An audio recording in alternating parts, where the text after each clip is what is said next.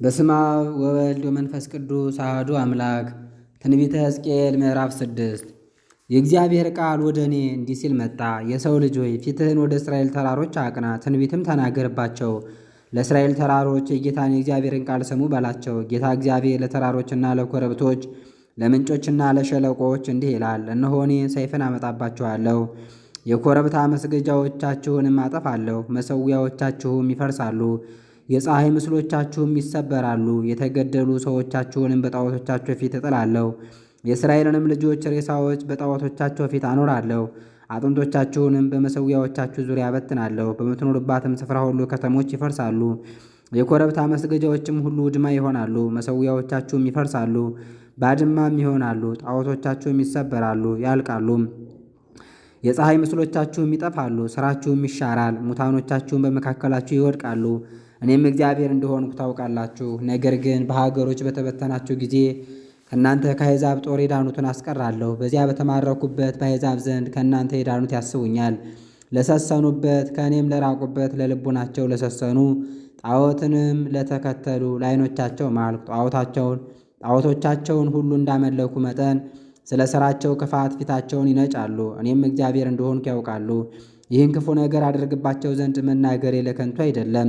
እግዚአብሔር እንዲህ ይላል፣ በእጅህ አጨብጭብ፣ በእግርህም አሸብሽብ። ስለ እስራኤል ቤት ርኩሰት ሁሉ ወዮ ወዮ በል። በረሃብና በጦር በቸነፈርም ይጠፋሉ። በሩቅ ያለው በቸነፈር ይሞታል፣ በቅርብም ያለው በሰይፍ ይወድቃል። በሀገር የቀረውና የተከበበውን በራብ ይሞታል።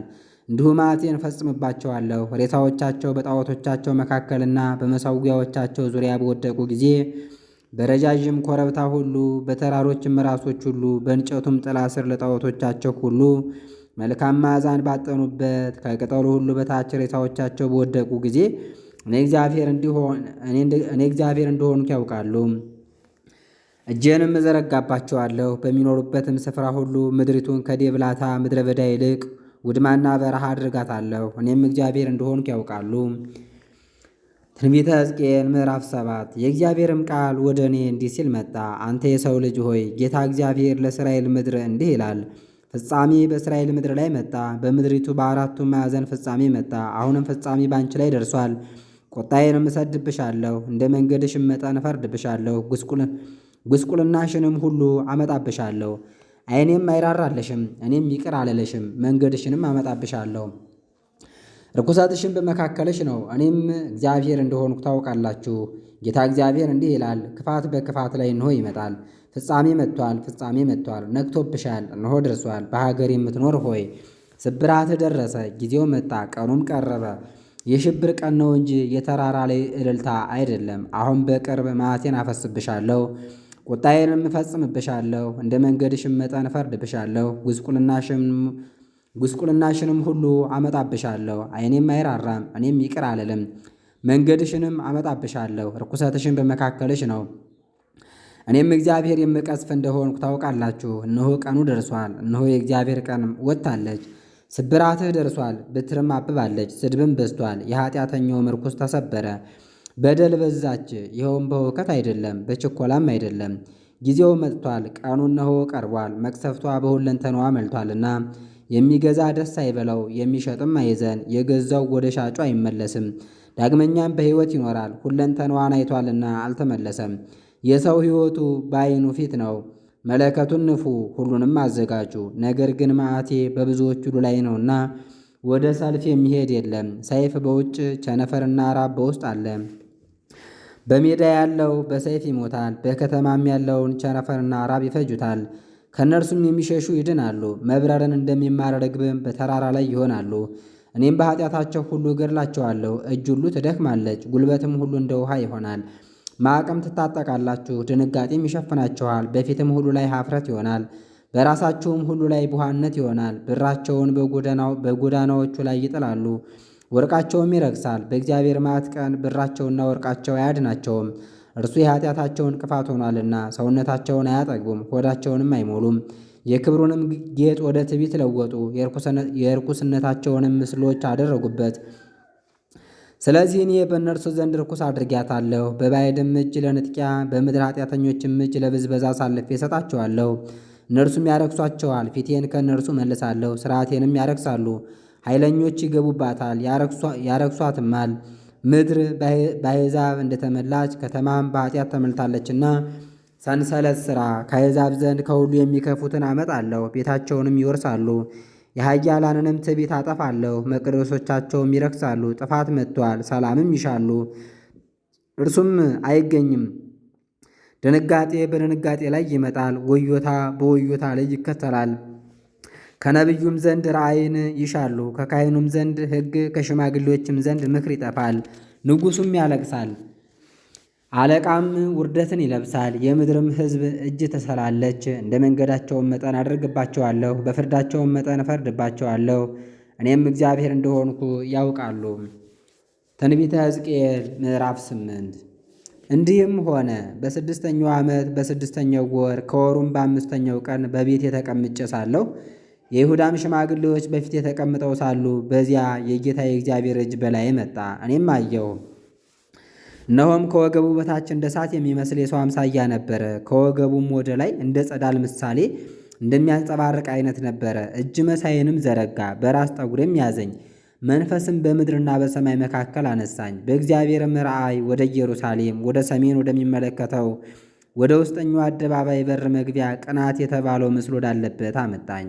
እነሆም ቀድሞ በሜዳ እንዳየሁት ራእይ የእስራኤል አምላክ ክብር በዚያ ነበረ። እርሱም የሰው ልጅ ሆይ ዓይንህን ወደ ሰሜን መንገድ አንሳ አለኝ። ዓይኔንም ወደ ሰማይ መንገድ አነሳው። እነሆም በመሠዊያው በር በሰሜን በኩል በመግቢያው ይህ የቅናት ምስል ነበረ።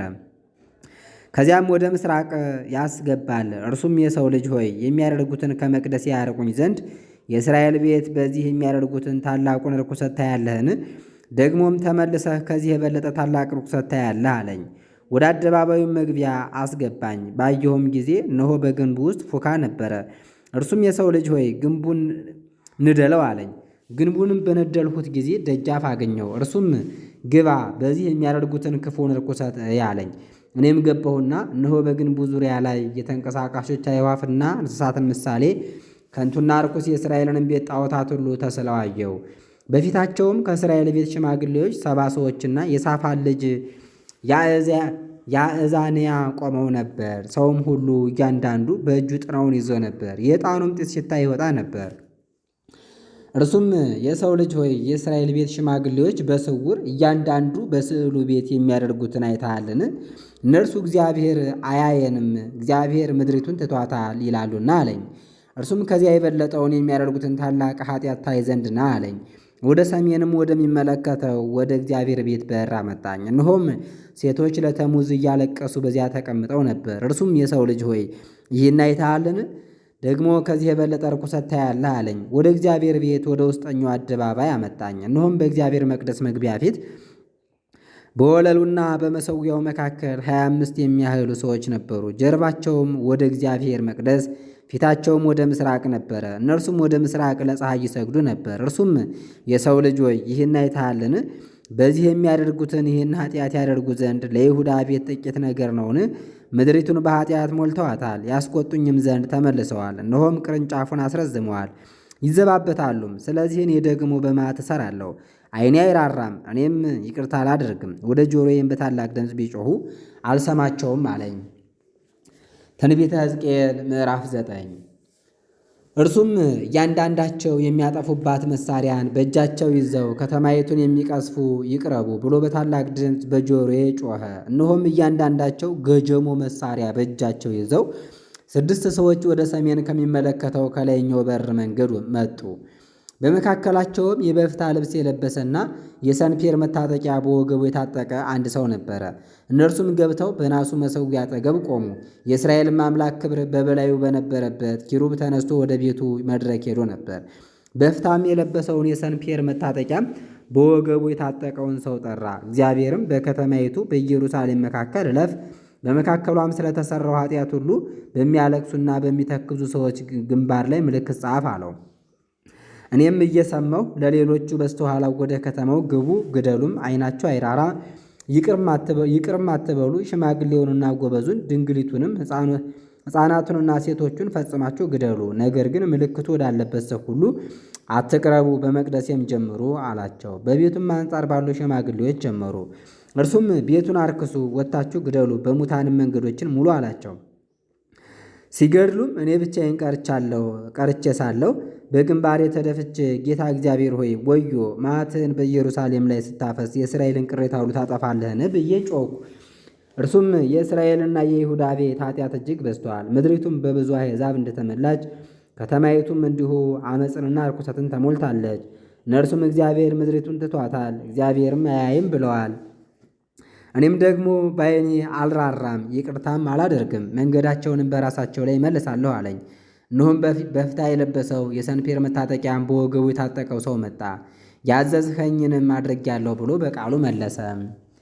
ትንቢተ ሕዝቅኤል ምዕራፍ 10 እኔም አየሁ፣ እነሆም በኪሩቤል ራስ ላይ ባለው ጠፈር በላያቸው እንደ ሰንፔር ድንጋይ ያለ ዙፋን የሚመስል መልክ ተገለጠ።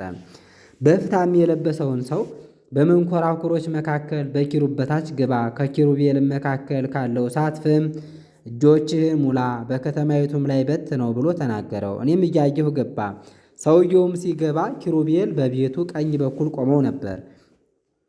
ደመናውም ውስጠኛውን አደባባይ ሞላ። የእግዚአብሔር ክብርም ከኪሩቤል ወጥቶ በቤቱ መድረክ ላይ ቆመ። ቤቱም በደመናው ተሞላ፣ አደባባዩም በእግዚአብሔር ክብር ጸዳል ተሞላ። የኪሩቤልም የክንፎቻቸው ድምፅ ሁሉን የሚችል አምላክ እንደሚናገረው ያለ ድምፅ እስከ ውጭው አደባባይ ድረስ በሩቅ ይሰማ ነበር። የተቀደሰ በፍታም የለበሰውን ሰው ከመንኰራኵሮቹ ከኪሩቤል መካከል እሳት ውሰድ ብሎ ባዘዘው ጊዜ እርሱ ገብቶ በመንኰራኵር አጠገብ ቆመ። ከኪሩቤል መካከልም አንዱ ኪሩብ እጁን በኪሩቤል መካከል ወዳለው እሳት ዘርግቶ ከዚያ እሳት ወሰደ። የተቀደሰ በፍታም በለበሰው ሰው እጅ አኖረው። እርሱም ይዞ ወጣ። ኪሩቤልንም አየሁ፣ ከክንፎቻቸውም በታች የሰው እጅ መሳይ አለ። እኔም አየሁ፣ እነሆም በኪሩቤል አጠገብ 4 መንኰራኵሮች ነበሩ። አንዱ መንኰራኵር በአንዱ ኪሩብ፣ አንዱ መንኰራኵር በአንዱ ኪሩብ አጠገብ ነበረ። የመንኰራኵሮቹም መልክ እንደ ቢረሌ ድንጋይ ነበረ። የአራቱም መልክ አንድ ይመስል ነበር። መልካቸውም በመንኰራኵር ውስጥ እንዳለ መንኰራኵር ነበረ። ሲሄዱም በአራቱ ጎድናቸው ይሄዱ ነበር። ሲሄዱም ወዲያና ወዲህ አይሉም ነበር። መጀመሪያው ወደሚያመለክትበት ስፍራ ይሄዱ ነበር። ሲሄዱም ወዲያና ወዲህ አይሉም ነበር። ገላቸውም ሁሉ፣ ጀርባቸውም፣ እጆቻቸውም፣ ክንፎቻቸውም መንኰራኵሮቹም ለአራቱ የነበሩ መንኰራኵሮች በዙሪያቸው ዓይኖች ተሞልተው ነበር። አራቱም መንኰራኵሮች እኔ እየሰማሁ ጌልጌል ተብለው ተጠሩ። ለእያንዳንዱም 4 ፊት ነበሩት። አንደኛው ፊት የኪሩብ ፊት፣ ሁለተኛውም የሰው ፊት፣ ሦስተኛውም የአንበሳ ፊት፣ አራተኛውም የንስር ፊት ነበረ። እነዚህም በኮቦር ወንዝ በእንስሶች አምሳል ያየኋቸው ኪሩቤል በረሩ። ኪሩቤልም ሲሄዱ መንኰራኵሮቹ ከእነርሱ ጋር ተያይዘው ይሄዱ ነበር። ኪሩቤሉም ይበሩ ዘንድ ክንፋቸውን ከምድር በሚያነሱ ጊዜ ከእነርሱ ጋር የተያያዘ መንኰራኵራቸው አይመለስም ነበር። የሕይወት መንፈስ በውስጣቸው ነበርና እነዚህ ሲቆሙ እነዚያም ይቆሙ ነበር። እነዚህም ሲበሩ እነዚያ ከእነርሱ ጋር ይበሩ ነበር። የእግዚአብሔርም ክብር ከቤቱ መድረክ ላይ ወጥቶ በኪሩቤል ላይ ተቀመጠ። ኪሩቤልም ክንፎቻቸውን ዘረጉ። እኔም እያየሁ ከምድር በረሩ። በወጡም ጊዜ መንኰራኵሮቹ በአጠገባቸው ነበሩ። ፊት ለፊት ባለው በእግዚአብሔር ቤት መግቢያ በር ዳርቻ ቆሙ። የእስራኤልም አምላክ ክብር ከእነርሱ ጋር በላያቸው ነበረ። ይህ በኮቦር ወንዝ ከእስራኤል አምላክ በታች ያየሁት እንስሳ ነው።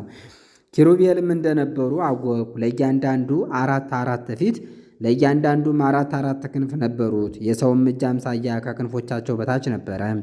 ፊቶቻቸውም በኮቦር ወንዝ ከእስራኤል አምላክ ክብር በታች ያዩኋቸውን ፊቶች ይመስሉ ነበር። እነርሱና መልካቸውም እንዲሁ ነበረ።